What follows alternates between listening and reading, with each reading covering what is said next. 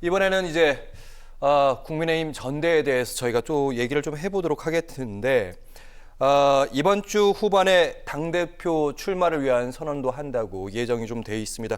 이번 주 내내 이제 아무래도 빨리 출사표를 던지는 분도 계실 것 같고 한동훈 전 위원장 같은 경우 최대한 주말까지 미루지 않을까 이런 관측들도 있는데 전당대회 어떻게 보세요?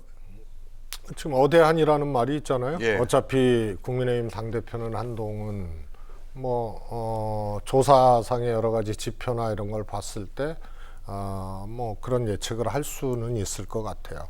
역시 정치적으로는 한동훈 대표의 당대표 출마는 그 자체가 제 표현입니다만 1차 전쟁이고, 그래서 당대표 당선되면 2차 전쟁이다. 여권 내.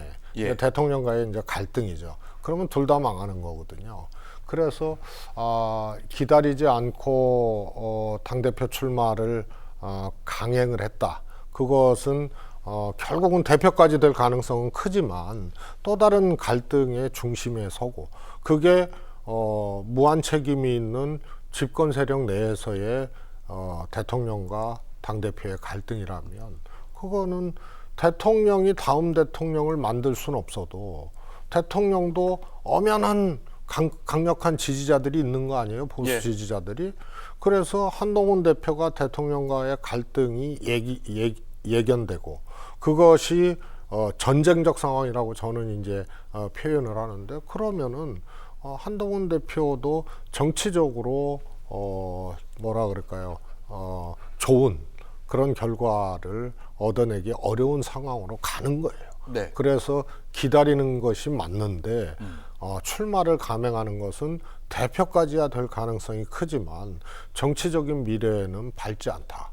왜냐하면 대통령과 갈등이 불가피하거든요. 네, 그거는 아는데 장동혁 의원 측근으로 분류되어 있는데 워낙 한동훈 책임론이니까 지난 총선 패배에 대해서 한동훈 책임론 띄워놨기 때문에 쉬고 싶어도 쉴 수가 없다. 그러면서 이렇게 전대 출마 이제 기정사실화 했더니 이철규 의원도 좀 센 말도 하고요. 벌써부터 견제구가 막 날아들고, 그러면 우리는 이제 대항마로 나경원 의원을 하겠다는 그런 움직임도 좀 있습니다. 근데 마땅치가 않을 거예요. 아무리 대항마를 만들어도 과거에 지난번에 김기현 대표 3%짜리 5등 하던 김기현 대표를 1등 만들었던 그 과정처럼 용산에서 그야말로 누르고 정리하고 이래서 후보들 교통정리해서 5등을 1등 만드는 것을 지금 하기는 어렵거든요. 그러면 한동훈 대세론이라는 게 결과로서 나타날 가능성이 커요. 그러면 이제 비난전이라든가 비방이라든가 갈등이라는 것이 대표 선출 전에 출마 자체를 둘러싸고도 벌써 지금 예고탄이 나오잖아요. 전쟁 영화의 스포일러처럼 말이에요. 그렇기 때문에 출마 선언도 안 했는데 소위 찐윤이라고 할 수 있는 이철규 의원의 그런 강력한 발언이라든가 어대하는 당원을 모독하는 거다 이런 거라든가 장동혁 전 사무총장의 발언이라든가 이거 와닿지 않는 얘기들이거든요. 한동훈 책임론을 워낙 띄워놔서 안 나갈 수가 없다고 어떻게 이게 말이 돼요. 책임의 일각이라도 있으면은 안 나올 수 있는 거거든요. 근데 그걸 띄워놨기 때문에 이거는 누구를 원망하는 거예요.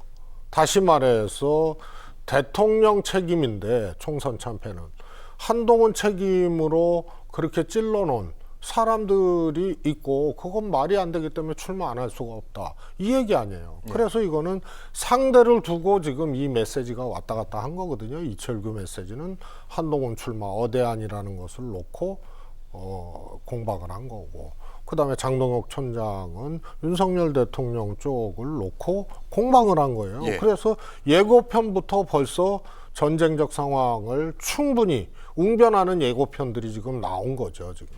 네, 전쟁적 상황이라면 앞으로 더 거친 그런 설전도 오갈 수 있다 이렇게 보시는 거예요? 저는요, 설전도 설전이지만요, 사실 대통령실과 집권당은 환경도 다르고 처지도 다르고 그러다 보니까 생각과 판단과 입장도 달라요. 그래서 문재인 대통령 때도 당정청 회의를 매주 하면서 그것을 조율하고, 기억하다시피 재난지원금 코로나 당시 이걸 둘러싸고도 정부하고 당하고 완전히 달랐거든요. 당은 전 국민 주자 그러고 정부는 차등 지급해야 된다고 선별 지급해야 된다 그러고 그래갖고 이거 놓고 홍남기 부총리 당에서는 막 공박을 하고 기억이 납니다. 퇴진에 사퇴해야 된다 그러고 막 이랬던 갈등들이 있잖아요. 그래서 그게 대통령실하고 정당하고는 온도 차이가 있고 환경 차이가 있기 때문에 정책이나 이런 걸 놓고도 판단과 입장 차이가 있을 수 있어요. 그런데 지난 총선 때 봉합한 것도 아니고 해결한 것도 아니고 그야말로 서로에 대한 미움이나 감정들이 유보된 거거든요. 그리고 이거 돌아올 수 없는 강을 건넌 사이예요. 근데 대통령은 김기현 대표처럼 한동훈 대표를 눌러서 못 나오게 만들고 다른 사람을 만들 환경도 안 되고 그리고 한동훈 대표는 조금 기다려야 되는데 그냥 출마하고 이거는 전면전이 이제 예고된 거죠. 그러면 어떤 정책을 놓고 그래서 제가 최상병 특검 같은 경우가 한동훈 대표가 되면 이것을 국민의힘에서 당론으로 최상병 특검을 찬성하자 이럴 수는 없지만 관리 능력이라는 측면에서 표를 관리하고 이런 측면에서 용산하고 한동훈 대표 체제하고 온도가 다를 수가 있어요. 그러면 8명이 이탈하면은 그야말로 재의결이 되는 거 아니에요? 그런데 당에서는 강력하게 이거를 재의결 숫자를 막으려고 8명 이상 이탈 안 하게 하려고 애를 써도 그거는 당정이 완전히 일치가 됐을 때 가능한데 대표는 민심이 이게 장난이 아니거든요.